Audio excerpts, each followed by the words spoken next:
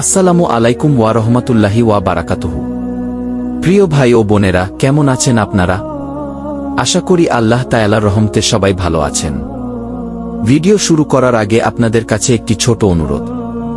আপনি যদি ইসলামকে ভালোবাসেন, ভালো কথা শুনতে ভালোবাসেন, তাহলে এখনই ভিডিওটিতে একটি লাইক দিন এবং আমাদের চ্যানেলটি সাবস্ক্রাইব করে পাশে থাকুন।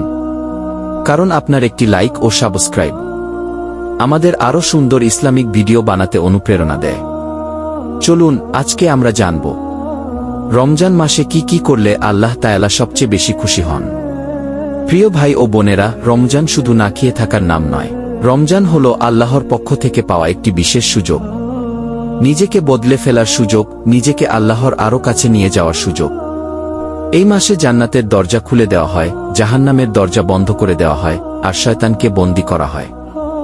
ভাবুন একবার, এমন সুযোগ আল্লাহ আমাদের আর কতবার দেন? রমজানে আল্লাহ সবচেয়ে বেশি খুশি হন যখন আমরা সময়মতো 5 ওয়াক্ত নামাজ আদায় করি।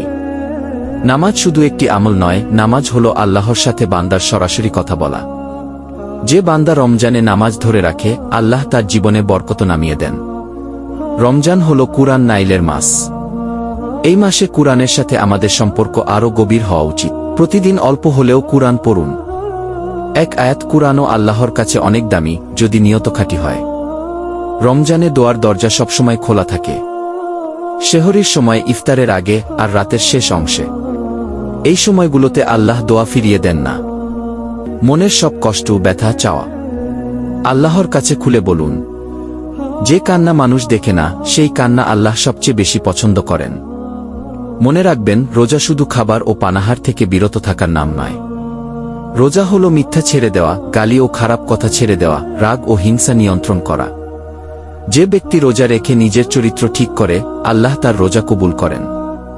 রমজানে ধৈর্য ধরা খুবই গুরুত্বপূর্ণ। কষ্ট হলেও ধৈর্য ধরুন, রাগ এলে নিজেকে সামলান।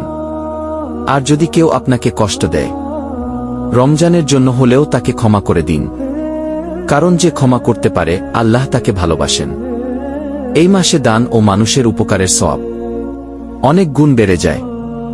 একজন রোজাদারকে ইফতার করানো, একজন গরিব বা অসহায়কে সাহায্য করা, এগুলো আল্লাহর কাছে খুব প্রিয় আমল।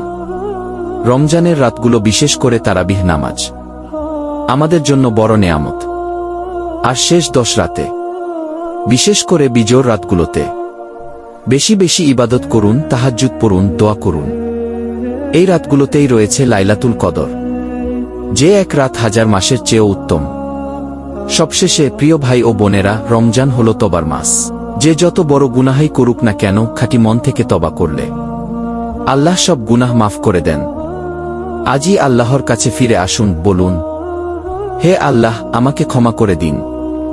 হে আল্লাহ, এই রমজানকে আমাদের জীবনের সেরা রমজান বানিয়ে দিন। আমাদের গুনাহ মাফ করুন, আমাদের অন্তর পরিষ্কার করুন এবং আমাদেরকে আপনার প্রিয় বান্দা বানান। আমিন। ভিডিওটি যদি আপনার হৃদয় ছুঁয়ে যায়, তাহলে একজন প্রিয় মানুষের সাথে শেয়ার করুন। আর এমন আরও ইসলামিক ভিডিও পেতে চ্যানেলটি সাবস্ক্রাইব করতে ভুলবেন না। আসসালামু আলাইকুম ওয়া রাহমাতুল্লাহি ওয়া বারাকাতুহু।